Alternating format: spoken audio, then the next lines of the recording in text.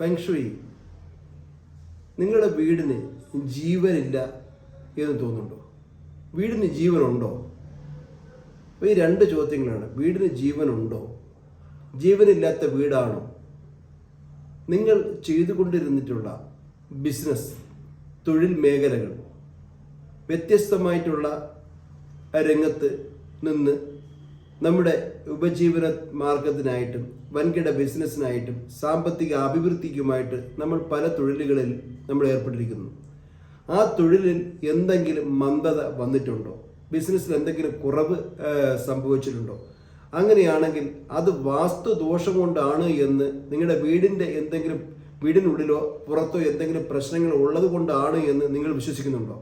എന്നാൽ അതിനൊരു ഒറ്റമൂലി എന്നുള്ള രീതിയിൽ പഴയ കാലത്ത് നമ്മുടെ പൂർവികർ ഒത്തിരി പേർ, രാജാക്കന്മാരായിരുന്നാലും സാധാരണക്കാരായിരുന്നാലും, പൂർവികർ എന്ന് പറയുമ്പോഴത്തേക്ക് പഴയ നമ്മുടെ ജന്മങ്ങളായിട്ടുള്ള മനുഷ്യരായിരുന്നാലും ഇവരൊക്കെ തന്നെ കല്ലുകൾ ഉപയോഗിച്ചിരുന്നു. പല വർണ്ണങ്ങളിൽ, പല നിറങ്ങളിൽ, പല രീതിയിലുള്ള രത്നക്കല്ലുകളും സാധാരണ കല്ലുകളുമൊക്കെ ഉപയോഗിച്ചിരുന്നു.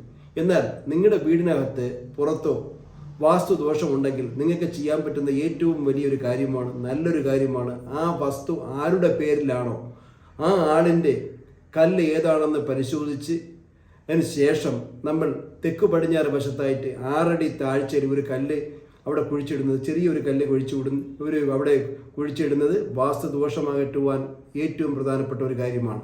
അതുപോലെ തന്നെ വീടിനുള്ളിലാണ് നമുക്ക് വാസ്തുദോഷമുള്ളതെങ്കിൽ അവിടെ നമുക്ക് തെക്ക് പടിഞ്ഞാറ് വശത്തായിട്ട് കുറച്ചുകൂടി വലുപ്പമുള്ള ഒരു കല്ല് നമുക്കവിടെ വയ്ക്കാം. കോടിക്കണക്കിന് രൂപയുള്ള കല്ലുകളുടെ കാര്യമല്ല ഇവിടെ പറയുന്നത്.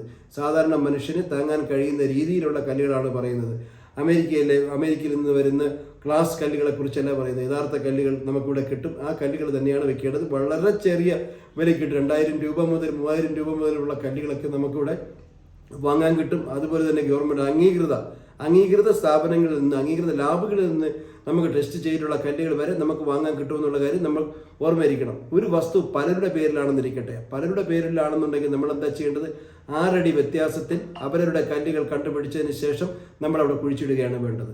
അതുപോലെ ഓരോ വ്യക്തികൾക്കും വേണ്ടുന്ന ആ കല്ലുകൾ നമുക്ക് ആ വീടിലും അതുപോലെ തന്നെ വസ്തുവിലും കുഴിച്ചിട്ടുകൊണ്ട് നമുക്ക് അവിടുത്തെ വാസ്തുദോഷം ഉണ്ടെന്ന് നിങ്ങൾ വിശ്വസിക്കുന്നുവെങ്കിൽ അതിനെ അകറ്റുവാനുള്ള റെമഡി ആയിട്ടാണ്, ഒരു പരിഹാരമായിട്ടാണ് ചൈനീസ് വാസ്തു ഇങ്ങനെ പറയുന്നത്. ആ കല്ലുകളിലൂടെ നമുക്ക് പരിഹാരം കാണുവാൻ തീർച്ചയായിട്ടും കഴിയും.